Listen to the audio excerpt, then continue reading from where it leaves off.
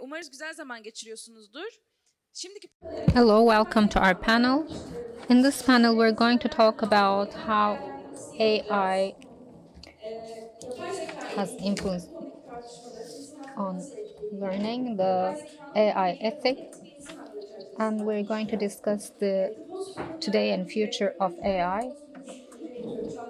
We have Çağdaş Dedeoğlu with us. He's from Toronto University. He's in Posthumanism and Digital Activism Project. He is the co-coordinator, and he works at Digital Life Institute at Ontario University, Brock University Humanism Research Institute, and Critical Religious Studies. So, İlksen Mavituna will be moderating the session. And before we get started, I have a reminder. After every session, you will see a QR code on the screen. Your views are important for us, so please make sure to follow that. Hi, everyone. Welcome. Hi, Çağdaş. So, I'm very excited and happy to be at this festival. I want to thank Hrant Dink Foundation. We're going to elaborate on the details, and thank you for giving us the opportunity. We're going to talk about AI in the context of human rights and ethics. It's a very complicated topic, for sure. We're going to address the issue from a number of perspectives. For one thing, in this cohabitation festival, we're actually discussing the context of a very new form of coexistence, the relationship between AI and life. So it's part of that huge discussion. Hrant Dink Foundation had the Asulis app, and there were assessments of hatred in the context of AI. We had this meeting in January, and let's remember the perspective there.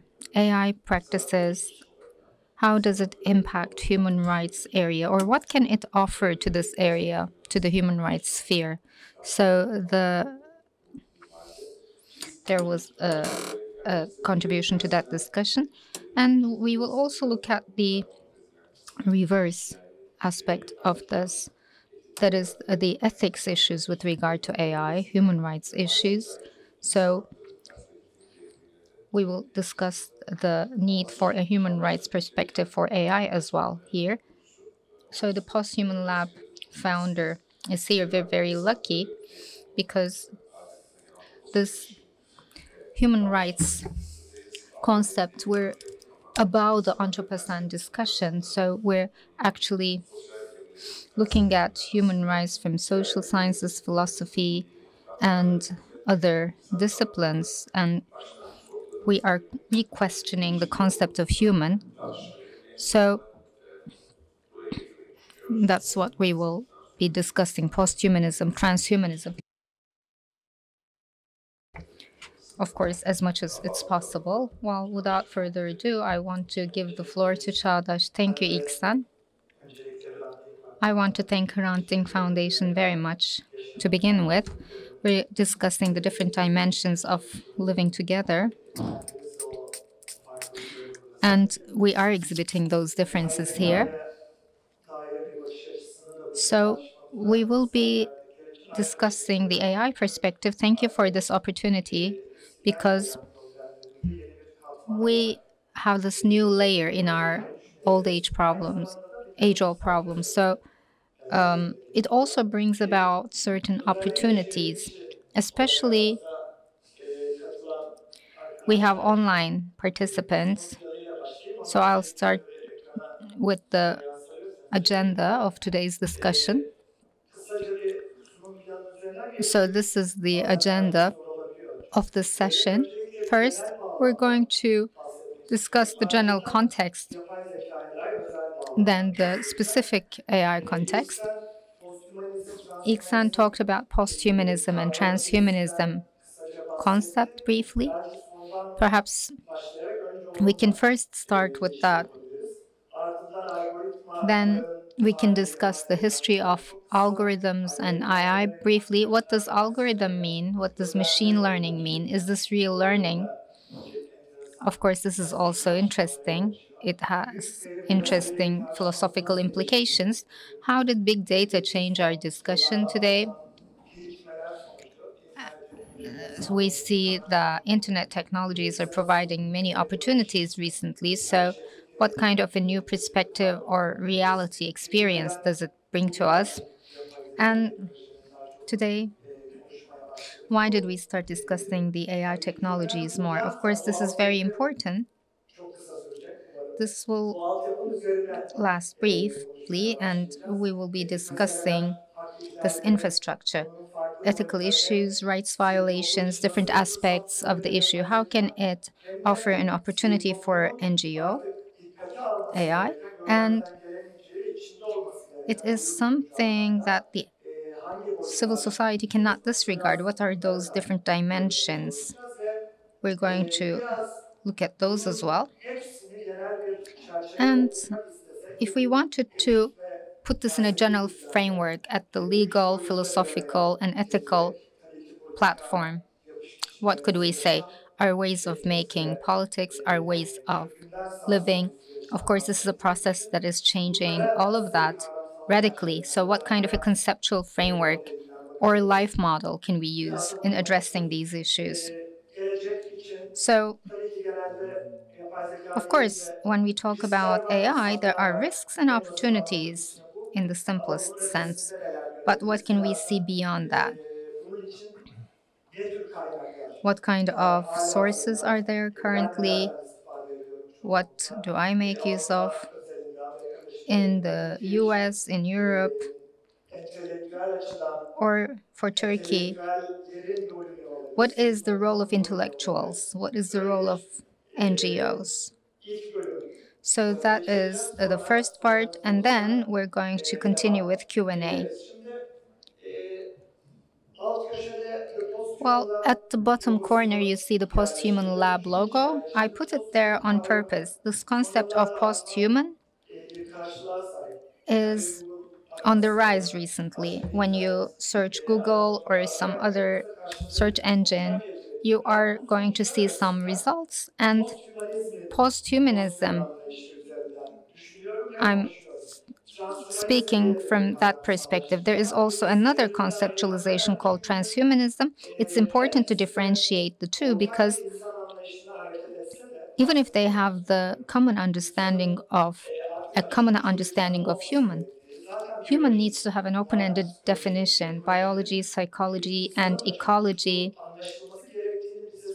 tell us that we need to understand human in an open-ended sense, and both terms have this implication, but transhumanism sees this from the perspective of market mechanisms, neoliberalism, integration of healthcare services.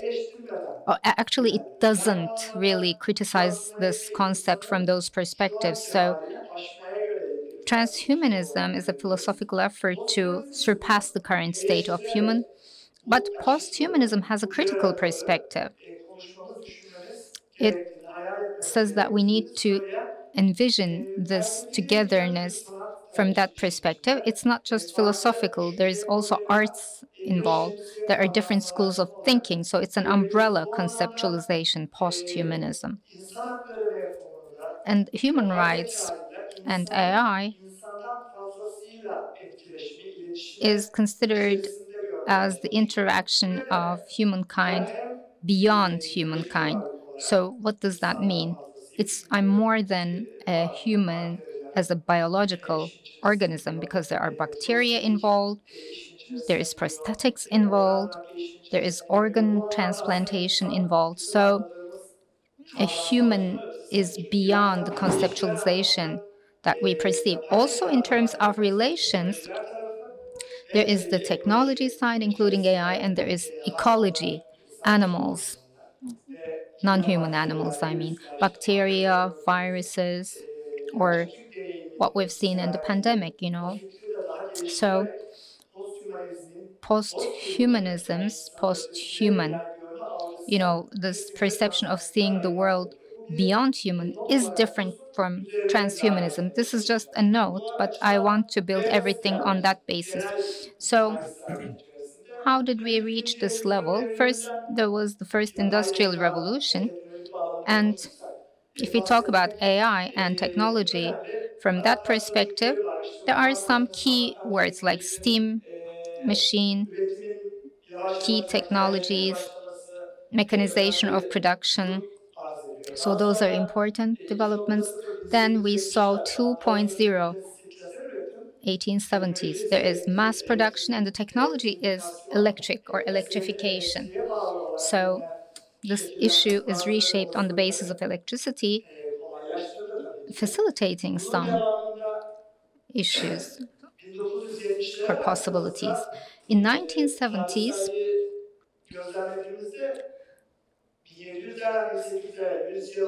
from 700s to 1800, there was a century, but then in 1970s, until 1970s, there was another century, and we see automation appearing, and we see an increase of speed, and we have reached another level today. There are cyber physics systems. The physical, biological, and digital are all intertwined. So we're both online and offline, and we experience all of that together in this world. So that's the kind of world we're living in. So every citizen, every individual, and every different group experiences this journey in a different fashion, and not everybody is taken into account in designing these systems. That's never been the case throughout history, and it's the same today. So there needs to be a sharing of responsibility here. So where does this arrow take us? This is what we will discuss today. I don't know if is there anyone from computer sciences here? Maybe you can define it. You can define AI. But simply speaking, McCarthy and his group defined this. It's the creation of smart systems, or it's the science and engineering of creating smart systems. And in the translation into Turkish, it's translated as akıllı sistemler, like in clever systems. So intelligent, should it be the translation? What do we understand by this? Or how is rational different from intelligent? Well, I'm not going to go into the details, but generally it's those who win who write history. And in the world of AI, there are certain scientists who wrote the history of AI, but there is alternative ways of looking at it. Maybe we can look into that if we have time. It was first used by McCarthy somewhere, and that was 1950s. There was the 1956 Dartmouth Summer School, and back then there were scientists working on AI. They got together. Before that, in England, during the Second World War, there were some uses, so very early phase studies. And before that, in the 19th and 20th century, there was Ada Lovelace. It's a very important name. She is a scientist, and we have these female scientists and computer programmer. So that is also another discussion. Why haven't we heard of her today, and why is it hidden from us? So there are such discussions. Well, I don't want to go into the details of this long history, but there are two important things here. One is funds.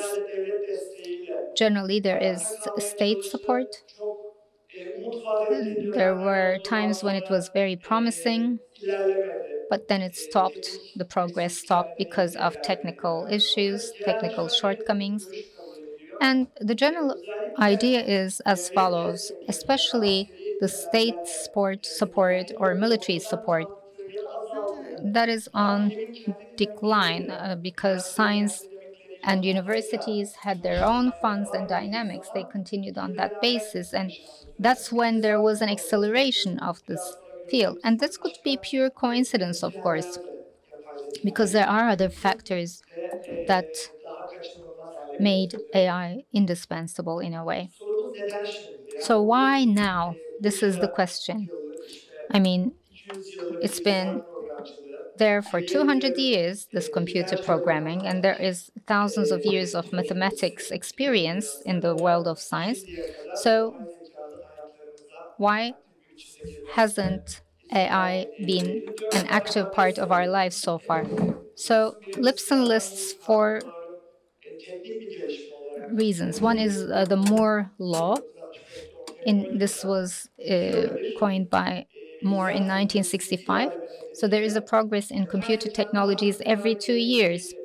So this made AI possible because there are the memory cards, they expand, and the transistors function better. That's what he said. He had this kind of thought, so that's why we call it Moore law. And this has reached a good level today. Second, there are new algorithms written. Today, it enables us to ask new questions and give new answers to old questions. Algorithm is a cluster of knowledge about the method of something. You go to shopping and you have a shopping list, for instance. That's another sort of algorithm. And computer systems are more detailed and more complicated. These algorithms enable that. In order for the algorithms to work, because the algorithm shows us the steps of a journey, in a computer too, this is the same. But in order to make this possible, the machine needs to learn, quote unquote, learn. So it's about getting data and experiencing it. So in the internet environment, there are these old Excel sheets, and there is quantification, and there is now visualization, voice recognition. So all of these features are added to this learning process. And there are new algorithms that match big data. Big data is both nice and scary. I'll tell you why. And finally, we see the emerging of cloud systems. This is a technological development. So when there were no cloud systems, machine learning was linked to manual functions alone. So some actual person had to feed data, and now cloud systems help different machines learn from one another. It enables machines learning from each other. And how is this data collected? Well, in fact, it's collected at every moment that we're connected to the internet. It can be used for production, it could be used for consumption systems. So what is an example? Let's say you go to a website, you leave a footprint there. I create a social media profile, my likes there. And perhaps you've noticed this recently. Even if you don't write anything or search anything, you're telling something to your friend, and you suddenly see an ad related to that word. So there is the voice recognition feature that enables that. So it actually translates that word into a text and puts it in Excel. This is not something that a human can do. Al-Khwarizmi started that. He started the mathematical modeling, and the word algorithm comes from Al-Khwarizmi, his name in Latin.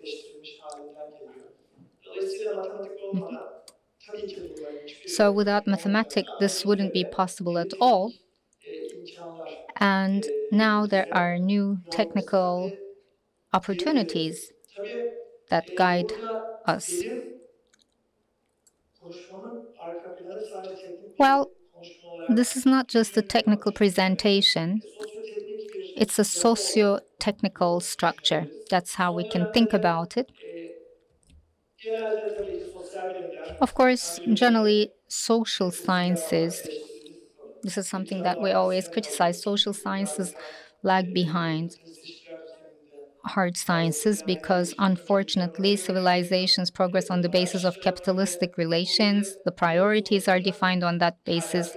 The money flows on that basis. So those with limited resources lag behind. And so they're working hard so this does not happen in AI. So in social science circles, law people, people in ethics, people in philosophy are exerting efforts for that. You see a table here. It's from an article from 2022. Now, here, there's a correlation between human rights and artificial intelligence, and there are certain scientific articles as to how this can be done. More than 200 of them were analyzed, and what we see is right to life, for instance, is seen as the concept that is actually dealt with the most. And security, right to security and safety, again, this is quite important. Right to confidentiality, right to justice, healthcare, and democratic participation. I haven't included them all here, but this is quite a wide range. And just to give you an idea, I wanted to show you this. And the authors of the article also make the same claim, and I also agree that this is a correct conclusion. A new discipline is emerging: AI and human rights. The relationship between the two is actually emerging as a new area of expertise and study. And on the other hand, from law to ethics, from human rights to ethical framework, we also see since Asimov's law, since 1950s, in the run-up to 2000s, there wasn't much that happened, and as I explained previously, there wasn't a hope for a technical sort of advancement, and in philosophy there wasn't a reflection of that. But starting with the 2000s and Murphy, Booth, the robot law, and also in Japan, there was a bit of a breakthrough, and then in the US, in many different parts of the world, there were some ethical publications as well. And the last two, I added last two items. Companies also have been lagging behind, and this is something that we need to think about. I think as the civil society and as game makers or market makers, companies making or generating an income, they need to be they should assume more responsibility, but they're lagging behind, and that's something that we need to discuss as well. International arrangements or legislation, starting with 2010s, this started in the European Union, and in Turkey as well. There's an equivalent law, confidentiality of data and protection of personal data. There was a legislation that was enacted. WHO last year did the same for healthcare related data. And they probably took into account the pandemic as well. And UNESCO, their ethical framework, their recommendations for all member countries, and this was ratified by all the member nations. This is one of the most comprehensive documents there is. There are 11 policy areas, and these are improvement areas, says UNESCO. And when I say conclusive, here's what I mean. They don't just focus on technological domains such as transparency, fairness, and unfortunately, these concepts are used in a different way than we do as the civil society. Of course, all of these are important, but a wider framework is actually drawn up. Just to give you an idea, the environmental impact of AI, for instance, and I'm going to touch upon that later on as well. So within this wide framework, if we can find a place for human rights, I think the discussion will be much more fruitful.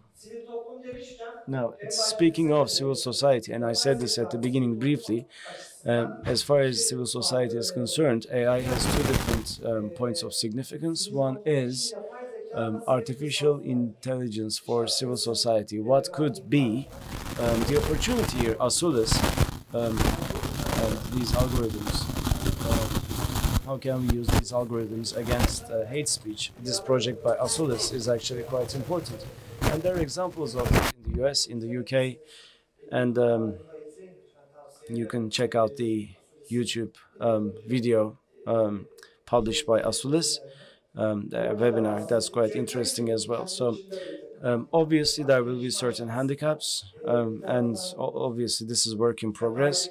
On the one hand, AI and algorithms are being used as a support mechanism for civil society, but censorship remains a risk, or machines could perhaps do not have the capacity that we as humans have. So this is all important. This is all an important discussion. And on the other hand, when we're discussing artificial intelligence, where is the civil society, or where should the civil society be? I think at this point we need to look at things from another point of view. Now, the first chapter is civil society for AI and vice versa, and for the improvement of societies, what is the promise that AI put forward, and also AI itself, how can it be improved? That's another discussion that we need to have. And I just wanted to focus on these 2 points, participation and the society. By participation, I mean the participation of civil society in the process. And Oxford Internet Institute actually carried out a study, and as I said previously, the EU enacted a directive, and the civil society had a seat, didn't have much of a seat at the table, and it was mainly technology companies that did it, and the civil society actually was not taken into account, and this has some ethical repercussions, and these are things that we discuss in detail. The European Union, from this point of view, is actually slightly better than the US. In the US, for instance, we know what happened with Cambridge Analytica in the litigation, in the court case. The judge said that, or asked the company to, tell them what to do, almost. So in the EU, things aren't as grave, but still, in the as the researchers say in the Oxford Internet Institute, concerns have not been sufficiently alleviated, and this is something that we need to keep in mind as well. Now, how about the future of AI from a socio-technological point of view? I mean, technologically, we're talking about driverless cars, and we're talking about conscious transfers, and this is great as well. But the main problem here is this.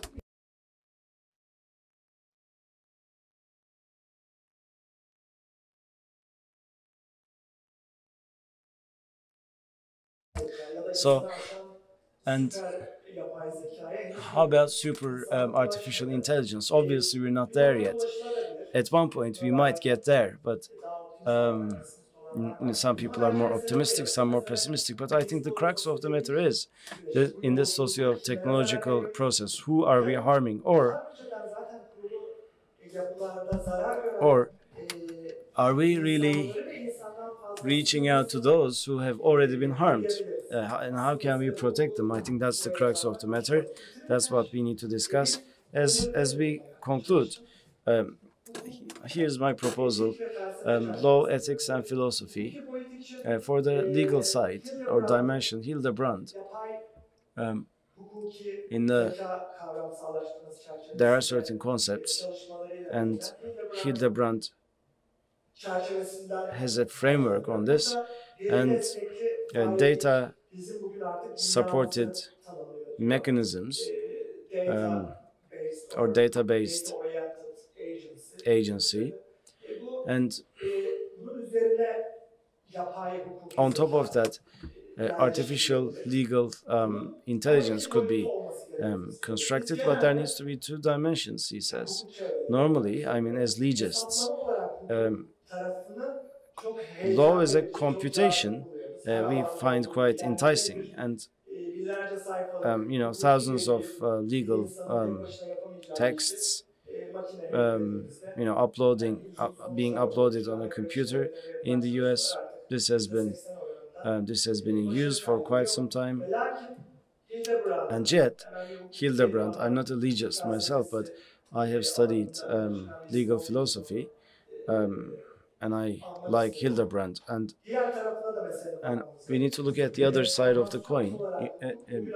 Law as information is being transformed. What do we mean by that? In the past, on printed materials, you had to make a decision, make a judgment on printed materials, based on printed materials. But now, information is online and offline, and this is all intertwined in the world that we live in today, and that's important as well. And Hildebrand says that we need to focus on design as some sort of legal protection. And we shouldn't just design law based on artificial intelligence, but we need to focus on vulnerable groups and reconceive and recontemplate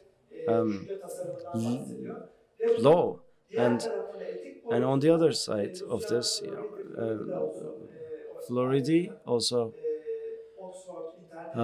talks about this, a researcher from the Oxford Internet Institute, and there's a distinction here, and they say that this is based on what Hildebrand says, or continues what Hildebrand first stipulated. We need more ethics, not more law, he says, and the distinction is soft ethics and hard ethics, and as we create law, there's a synthesis that we use. We may be inspired by Kant, we may be utilitarian, but in order to function there need to be, as we interpret these sub-clauses, when we reach a judgment, there should be an ethical judgment, and that's what soft ethics is. How is this going to evolve, or what should it be? We need to discuss separately, because there are different schools of thought, and what could my contribution to this be, and what could we say on the philosophical dimension? All of these interpretations, law, like I said, using law as some sort of protection, recontemplating law, and the distinction between soft ethics and hard ethics. And for the practicability of law, we need to think of this in our intellectual world. I talked about posthumanism before, and biological, ethical, and digital should all be contemplated at the same time by lawyers or by decision makers. This is key. And for the civil society, for us as well. Unless we do that, unless we approach this from a multi-dimensional point of view, many things will be amiss. And yes, we need to increase societal capacity. And on the other hand, this brings about a need for a different conception of citizenship and for potentialities. I'm going to leave these resources with you. Wiener, the founder of cybernetics, published this letter, and you might want to check this out. After Hiroshima, Nagasaki, right after the experience, then he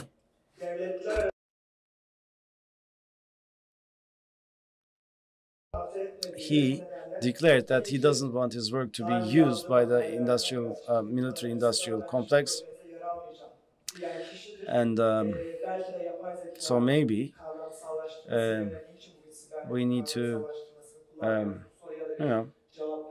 ask this question as well. And another important point of potentiality is AI technologies. I know this is quite complex, and this complexity is what I wanted to show you anyway. So in a nutshell, this is what this graph means. This is like an anatomy of AI. So it's not just our mobile phones, it's not just our driverless cars, it's not just space travel. It's like an anatomy and exploitation of labor, raw materials. How are these exploited?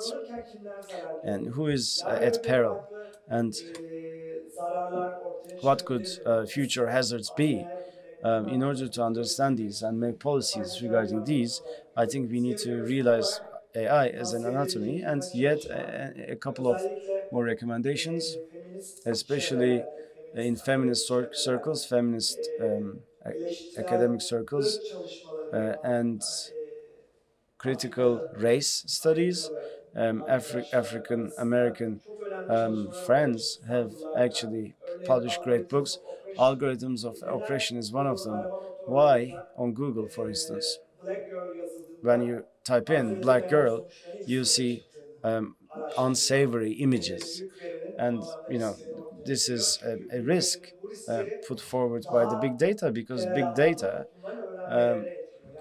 has an impact on how we learn. We believe that machines can learn, but machines also have a bearing on what societies and how societies learn. Ruha Benjamin, also this is a great book, Captivating Technology. And this is how technologies are creating new prisons, cybernetic prisons, and of course human rights violations as well. Automating Inequality, this is yet another great title. In different neighborhoods of America, especially in neighborhoods where minorities live, how is surveillance put to use? And then another great title is called Savage Ecology, and this book explains how this is the culmination of a 500-year-old geopolitical struggle. And I studied politics in my time, and that's why I wanted to share this with you before I conclude. It's as if we're mere ants in the system, in the struggle between different states, but that should not be the case. And that's why I wanted to conclude my speech with this image of an ant. Thank you. Thank you very much, Çağdaş. This was great. Yes, you have laid the foundation for our discussion, and there are certain projections into the future that you shared with us. So that was great also. Thank you so much. Now, here's what we should discuss. En route to AI, no matter how long that route is, what sorts of intricacies are there? What are some of the current examples that you could share with us? And based on these cases, what sort of an ethical point of view should we adopt? That's an important discussion. And we are here with many stakeholders from different segments of the civil society. But what would you like to say about the role technology has to play in all of this? Now, inspired by your talk, I'd like to also touch upon secularism. Now, how can we secularize our point of view vis-a-vis technology? Why is this needed? That's the question that I wanted to ask you, because tools and means need to be understood by all.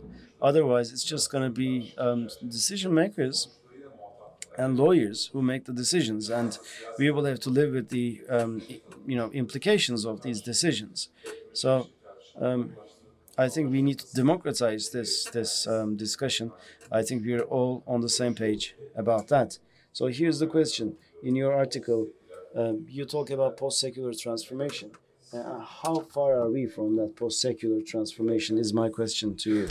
A bit far apart, I would say. I don't know if you have followed in the last couple of days. They didn't leave Google, but they were suspended. Their contract was suspended, but their salary was actually deposited into their account. Black Lemoine, a responsible AI researcher of Google, he is someone who has been trying to make AI more responsible, and there was this AI project that they were working on, and he said that this machine had now emotions, and this caused a furore. Some people said we're not there yet. Some people were critical of him, and then obviously this has been discussed for quite some time. Maybe at one point AI will have emotions as well, but this brings about a couple of questions as well. One is, what is an emotion?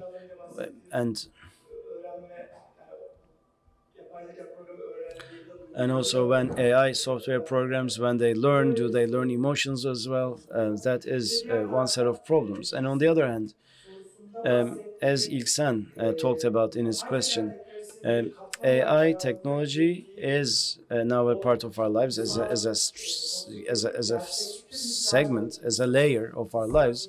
But as the human psyche, as the human intellect, where are we and where are we moving towards? Where were we when AI came into our lives, and where are we now, and where are we heading towards? That is the question that we need to ask ourselves. Now, Lemoyne, a couple of days later, made another proclamation on Twitter. He tweeted and said that he, when he said this program is now having developing emotions, he said this because of his faith. That's what he said. That was an interesting statement. Because of my faith, what would that mean? For instance, I believe God actually attributes a soul to everything that is organic or inorganic. Maybe that's what it means. In fact, retrospectively, it is offering us an opportunity to think. The faiths that were suppressed in the past, faiths that were disregarded. So actually, AIs, the most interesting aspect of AI for me is that it helps us rethink the past, and that actually will bring new possibilities for the future. As for posthumanism, it has a different historic perspective. Transhumanism is a future-oriented orientation, whereas posthumanism is about today and in the past. So it's not just a target for the future, this posthuman state. We've always been posthuman. In the in the Middle Age, there were people that were disregarded. We were with them. There were groups that were monsterized, and we were with them. There were terrorized, marginalized groups, and we were with them. With animals, we're always with them. So this is not about the future. Perhaps a difference about the future may be that, maybe AI is a technology or the Moore law and the development of technical opportunities. So perhaps it could be just a drop in a big ocean. And of course, that can lead to a storm, but that's a different story. So going back to secularization, do we attribute a positive meaning or not to secularization? Is it a good thing in itself, secularization? Of course, if we're going to criticize modernity, we should also criticize secularization, so in terms of the handicaps. But that's not the path I choose. What I understand by secularization is from Charles Taylor. There is this Latin concept of saclarum, being in this world, being in this century, experiencing this history. That's where it starts from. It was first used for the church. Some people in the church, some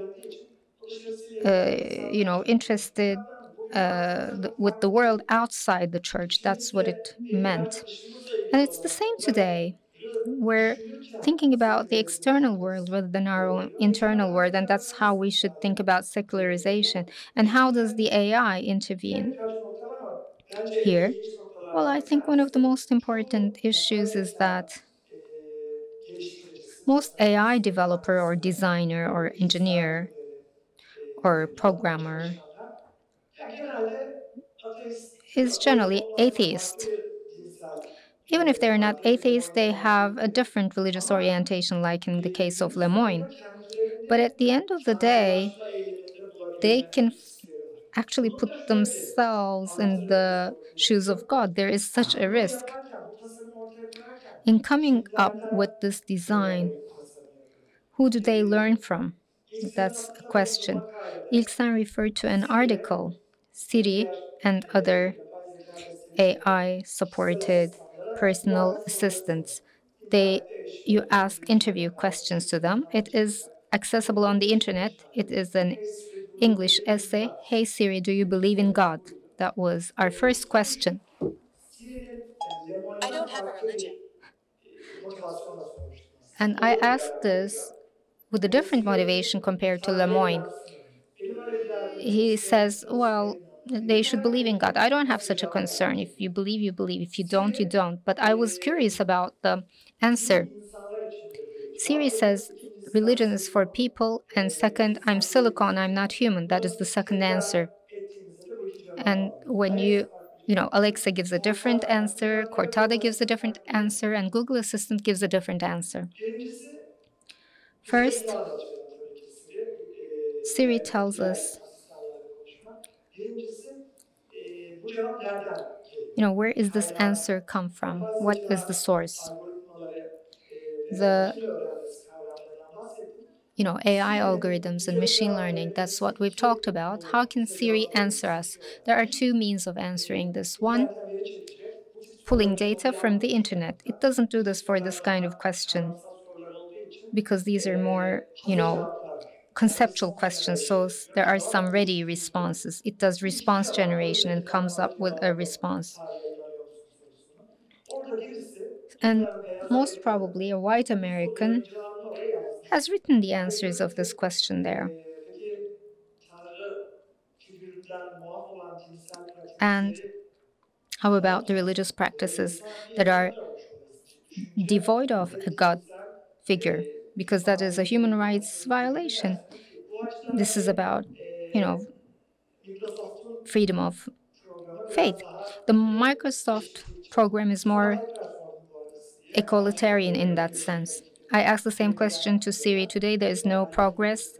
The article was printed in 2020. There is still no progress. So what does that mean? In very serious issues, these could have serious consequences. For instance, the woman voice in Siri is somewhat flirty, and it is about a certain mindset creating this. So it's not AI or a technology on its own. Humankind is homo faber for centuries.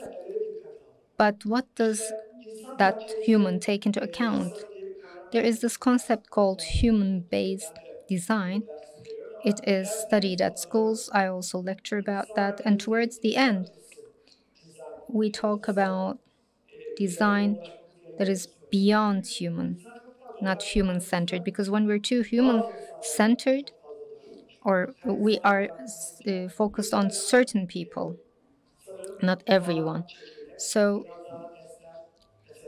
we need to look at some objective issues, I think. I can stop here. In fact, we would like to turn to the audience because we're at the end of this panel. We've talked about the processes and importance of the process here. And we talk about this, solidarity of species, but we have about 15 minutes only. So there is this valuable dialogue atmosphere. Let's not miss that. So I'll give the floor to the audience if there are any questions to Çağdaş. We have 15 minutes. I see a hand at the back.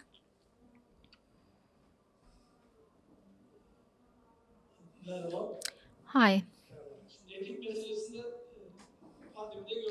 Well, we have seen the ethics of capitalism in pandemic. I don't have a comment about that. But you said something a moment ago. Is it learning or is it just analyzing data? I understand that it doesn't learn, but you say that it learns. So AI, does it have a problem about learning or is it just conducting a data analysis? Thank you very much.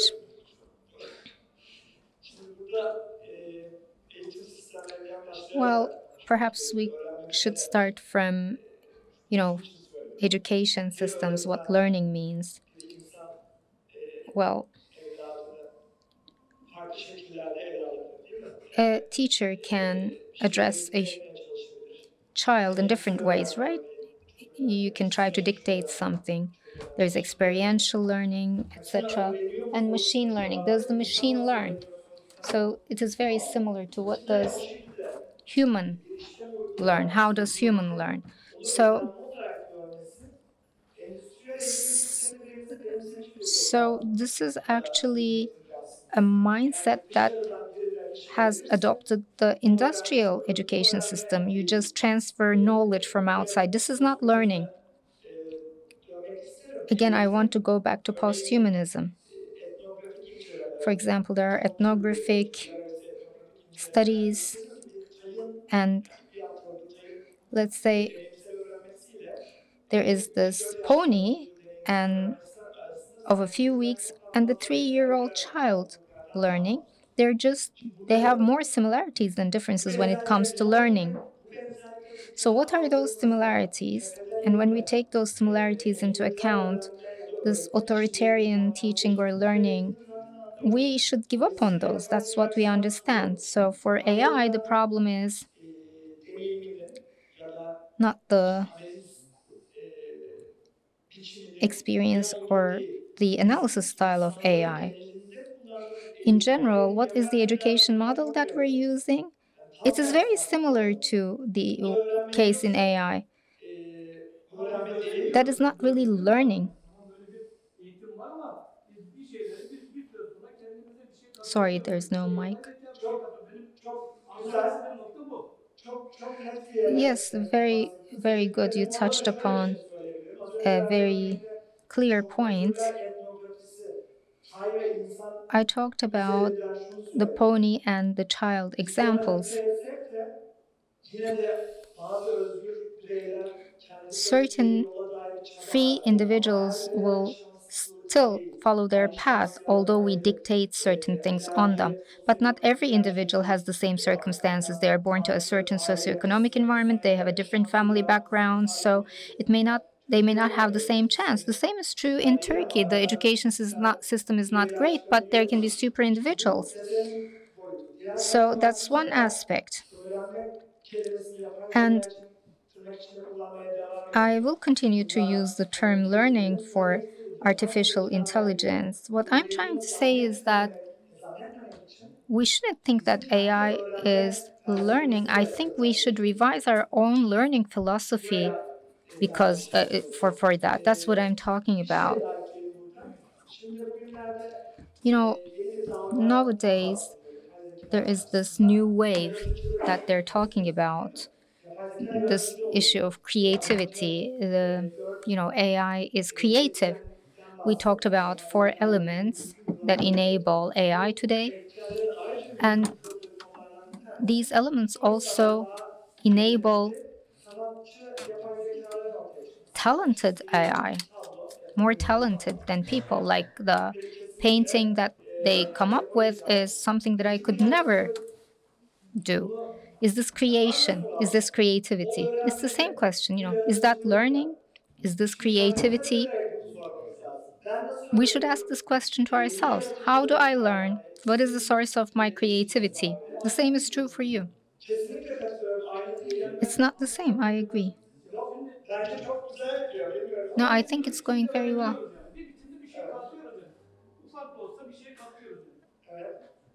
Sorry, the mic is not on.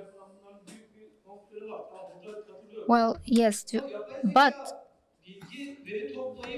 AI, does it collect some data and reflect it back, or does it add something from itself? Does it come up with synthesis? That's the question. That's why I gave the example of creativity. That's why I talk about creativity. There are scientists who claim that it is creative because it adds something from itself. I disagree with that. Well, let's say I gave you 10 books, and those 10 books are filled with prejudice. Or let's say there's this little child, and you just make him read certain ideologies. Is this learning? Or is this formatting? What is it? What I'm wondering what AI does. Well, AI imitates our brain. Sorry, no mic.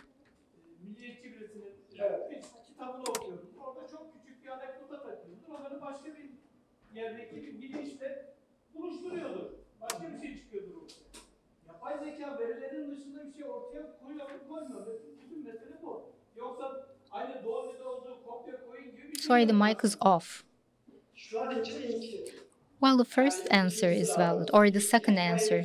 The second possibility is not there. Ama zaten ona benzeyen Well, bu bahsettiğim makaleye I talked about this article. Maybe you will have a chance to read it, and that's how it ends. Huawei conducts a market research. The daily decision, more than 90% of people's these daily decision making, there are thousands of decisions that cross your mind, and more than 90% are automatic decisions. You don't think about them. So how is it different from AI making a decision? Let me ask you this question. I believe that there is no answer to your question, and there is no answer to my question either, because our answers will depend on our ideological positions too. That's what I'm trying to say. And we can discuss this for days, of course. How should we address learning? Do machines really learn? If we say machines do learn, or if we actually disagree with that, then we can say that people don't learn either in certain circumstances because it's just automatic prejudices. And actually today there is this festival, and the discussions today and here center around the same issue. We think we learn certain things, but we just recall it from our memory. We're not really different from AI in that regard. When we actually criticize AI from an ethical perspective, we criticize ourselves. Or when we talk about philosophical possibilities, we should talk about ourselves, or we do talk about ourselves. So the discussion about AI is allowing us that opportunity, very critical opportunities. We can discuss, it's very valuable to discuss AI in the context of human rights, and we had the chance to problematize human rights issues. So maybe we have time for one more question before we close.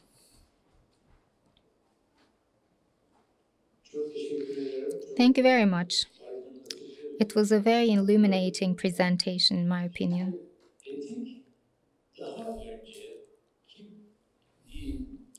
Well, ethics was a result of previous Moorish traditions, religions, a pattern that emerged out of them.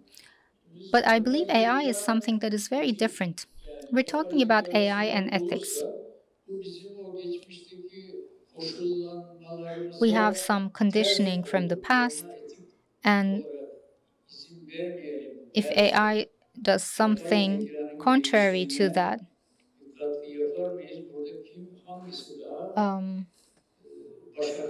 which one would be more successful?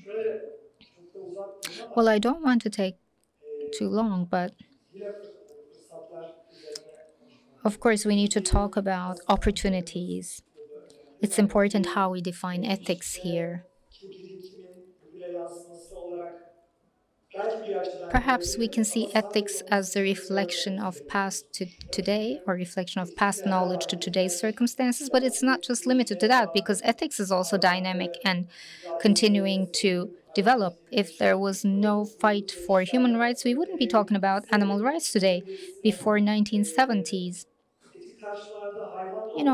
if you told somebody we should think about animals in ethical discussions as well, we're the same with them, we're in the same pool of interaction, they would say, no, this is against our traditions. That's what they would say. But after 30, 40 years today, okay, I'll wrap up in a minute. So it is possible to discuss this today. So we see a similar discussion in technology. So NGOs and those who think about it should sit down at the table and discuss different perspectives. And we shouldn't just leave it to technology companies. We shouldn't just leave it to the states that actually supervise us. That's what I should say. Thank you very much. I want to thank Hrant Dink Foundation and Hafıza Merkezi. We were with Çağdaş Dedeoğlu. We discussed AI. and ethics in the context of human rights. It was a very valuable session, and we had the chance to address a number of discussions. Thank you, Çağdaş, and thank you everyone for your participation.